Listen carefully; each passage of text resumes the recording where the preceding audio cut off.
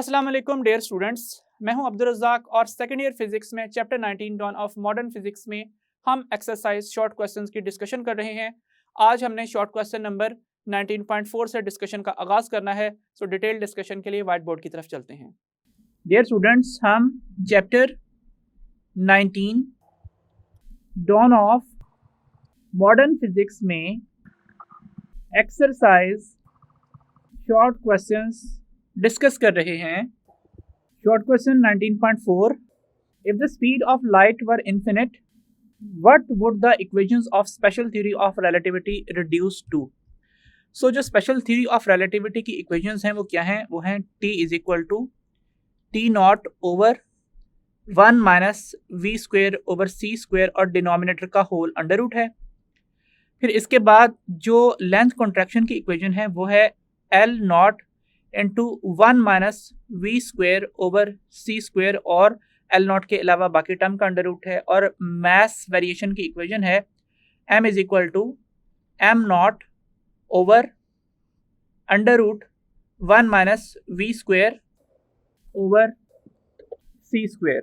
Denominator वाली term का यहाँ पे भी अंडर रूट है।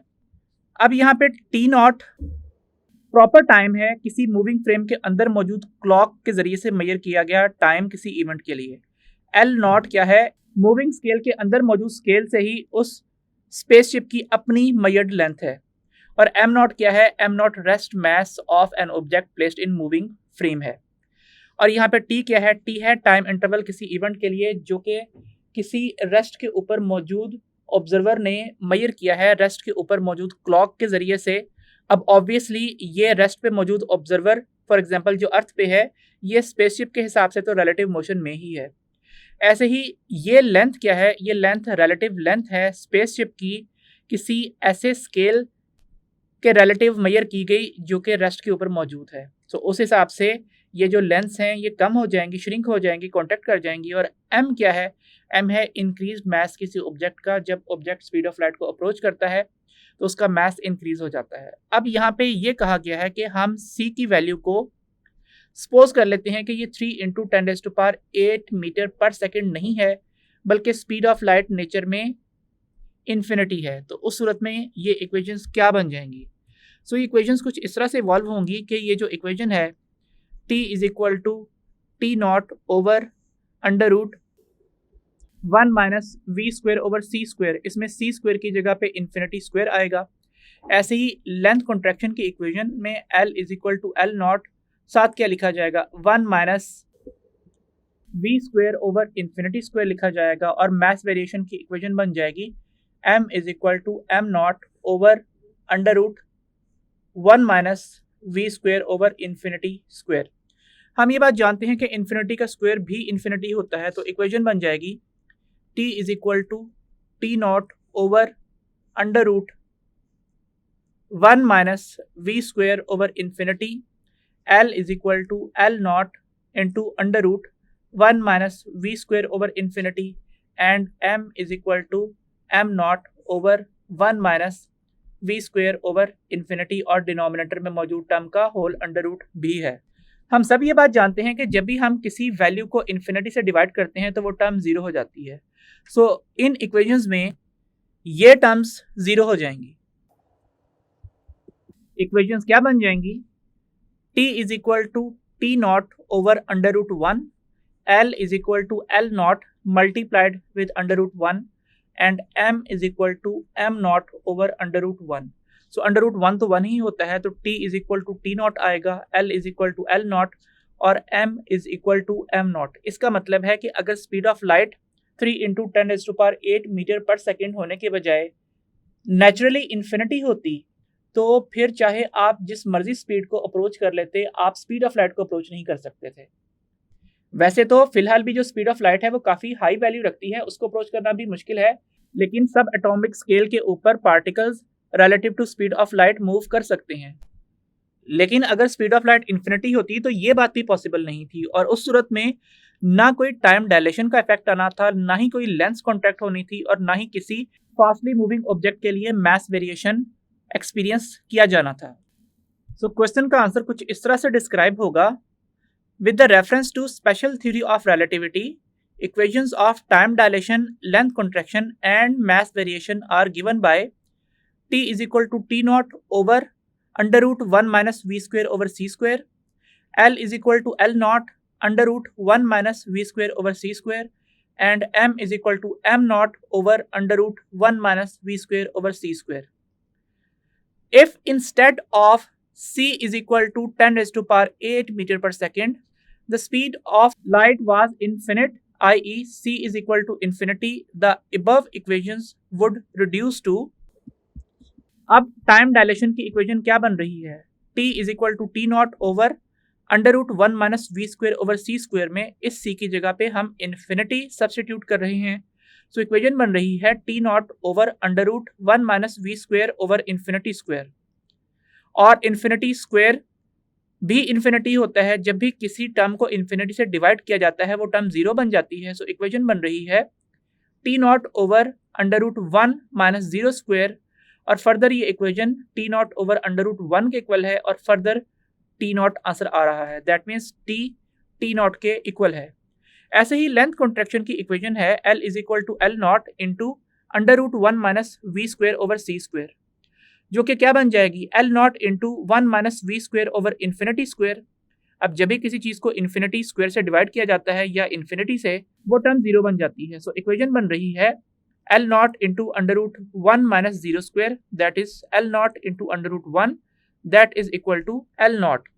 और फिर मैस वेरिएशन की इक्वेशन क्या है? m is equal to m naught over under root 1 minus we square over C square, वो बन जाएगी m naught over under root 1 minus we square over infinity square, और इन्फिनिटी स्क्वेयर से divide होने की वजह से ये टर्म जीरो हो जाएगी. सो इक्वेशन बन रही है m naught over under root 1 minus zero square, that is further equal to m naught over under root 1, that is equal to m naught. तो यहाँ पे भी m नॉट और m इक्वल आ चुके हैं. So if the speed of light was infinite, there would be no effects of time dilation, length contraction and mass variation, etc. यहाँ पे हम एक और सपोजिशन लेते हैं.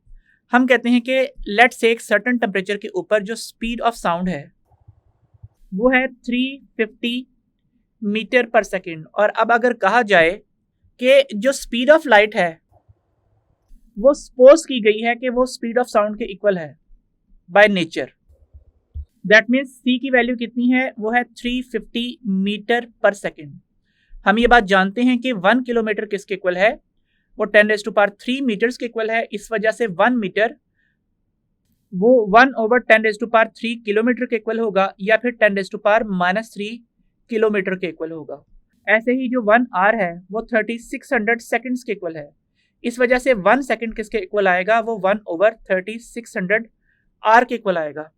सो इस वजह से ये स्पीड ऑफ लाइट अगर देखी जाए किलोमीटर पर आवर में, तो चूंकि फिलहाल साउंड के इक्वल स्पीड सपोज की गई है और वैल्यू है 350 मीटर पर सेकेंड, तो हम क्या करेंगे? मीटर की जगह पे लिख देंगे 1 over 10 raise to power 3 kilometre, और सेकेंड की जगह पे लिख देंगे 1 ओवर 3600 आर. सो C की इक्वेशन बन जाएगी 350 इंटू ये 10 रेज़ टू पावर 3 डिनोमिनेटर में लिखा जाएगा 1000, और जो टर्म डिनोमिनेटर से भी डिनोमिनेटर में होती है वो न्यूमरेटर में आ जाती है. सो लिखा जाएगा 3600 ओवर 1, और यूनिट्स होंगे किलोमीटर पर आवर. सो इस वजह से अब ये टर्म्स कैंसिल आउट हो जाएंगी और हमें सिंपली 35 को 36 से मल्टीप्लाई करना है. आंसर आ जाएगा 1260 किलोमीटर पर आवर के इक्वल. तो अगर speed of light speed of sound के इक्वल होती तो किलोमीटर पर आवर में उसकी ये वैल्यू होती. अब ज़रा बताइए कि जो कमर्शियल जेट लाइनर्स हैं उनकी स्पीड किस ऑर्डर की होती है? वो तकरीबन 1000 किलोमीटर पर आवर के ऑर्डर की होती है. सो इसका मतलब है अगर speed of light 3 into 10 raise to power 8 metre per second होने के बजाय 350 मीटर पर सेकेंड होती, साउंड की स्पीड के इक्वल होती, किलोमीटर पर आवर में उसकी वैल्यू 1260 किलोमीटर पर आवर होती, तो जो नॉर्मली फ्लाइंग जेट लाइनर्स हैं उनके अंदर आपको ये टाइम डायलेशन, लेंथ कॉन्ट्रैक्शन और मास वेरिएशन के इफेक्ट्स डेली लाइफ में ही फील होना स्टार्ट हो जाते हैं. Abdul Razzaq chapter 19 lecture 19.24 short questions 19.5 and 19.6 reduce. हमारा नेक्स्ट क्वेश्चन है शॉर्ट क्वेश्चन 19.5. पूछा गया है since mass is a form of energy can we conclude that a compressed spring has more mass than the spring when it is not compressed। तो हम Einstein की mass energy equation जानते हैं delta E is equal to delta M C square. अगर हम C square को equation की left side पे ले आए तो यहाँ पे आके C स्क्वेयर डिवाइड हो जाएगा, सो इक्वेशन बन जाएगी delta E divided by C square is equal to delta M, या फिर हम लिख सकते हैं delta M is equal to delta E over C square. Let say हम कहते हैं कि हमें 1 kg का मास चेंज चाहिए किसी मास स्प्रिंग सिस्टम के लिए, तो यहाँ पे जो C की वैल्यू है वो है 3 इंटू 10⁸8 मीटर पर सेकेंड, और हमें इसका यहाँ पे स्क्वायर पुट करना है और यहाँ पे कोई रिक्वायर्ड एनर्जी चेंज आएगी। अब जरा डिनोमिनेटर देखिए, स्क्वायर के बाद ये वैल्यू बन जाती है 9 इंटू 10⁻16 मीटर स्क्वायर पर सेकेंड स्क्वायर। तो हमें यहाँ पे 1 kg आंसर लाने के लिए क्या रिक्वायर्ड है कि एनर्जी भी 9 इंटू 10⁻16 जूल्स प्रोवाइड की जाए ताकि ये वैल्यूज कट जाएं और यूनिटी आंसर आ सके। अब डेली लाइफ में इसके अंदर लार्ज एनर्जीज एग्जिस्ट नहीं करती, so 9 into 10⁻16 joules of energy ही 1 kg का मास चेंज ला सकती है। डेली लाइफ में चूंकि ये एनर्जीज एग्जिस्ट नहीं करती इतनी लार्ज, इस वजह से जो मास चेंज है वो भी कोई सिग्निफिकेंट नहीं होता।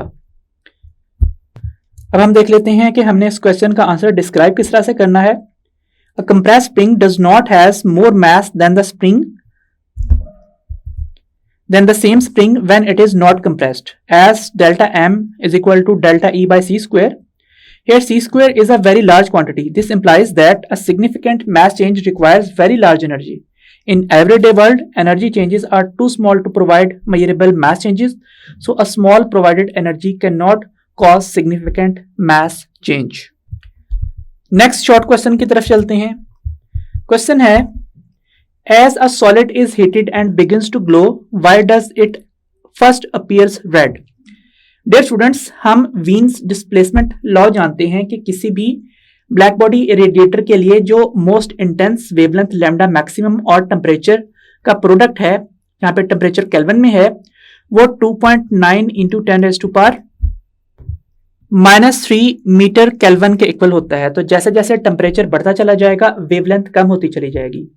सो लो टेम्परेचर्स के ऊपर वेवलेंथ ज्यादा होती है और ये ज्यादा वेवलेंथ इनिशियली इंफ्रारेड पोर्शन में लाई करती है, लेकिन जैसे जैसे टेम्परेचर को हम इंक्रीज करते चले जाते हैं वेवलेंथ कम होती चली जाती है, यहां तक कि कम होते होते ये रेड कलर की वेवलेंथ बन जाती है। इसी वजह से जो भी बॉडी ग्लो करना स्टार्ट करती है वो red side of visible portion से इलेक्ट्रोमैग्नेटिक स्पेक्ट्रम के विजिबल पोर्शन में एंटर होती है और हमें वो चीज इनिशियली रेड ग्लो करती हुई दिखाई देती है।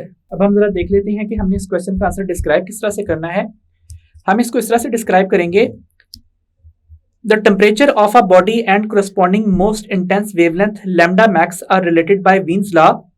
Lambda maximum into temperature is equal to 2.9 into 10⁻³ meter Kelvin. So when a body is heated, it emits the radiations. At low temperature, it emits the radiations of longer wavelengths. Since the longest wavelength in visible spectrum is red, so it first appears red. Dear students, remaining short questions हम next lecture से continue करेंगे। So until the next lecture, Allah Hafiz.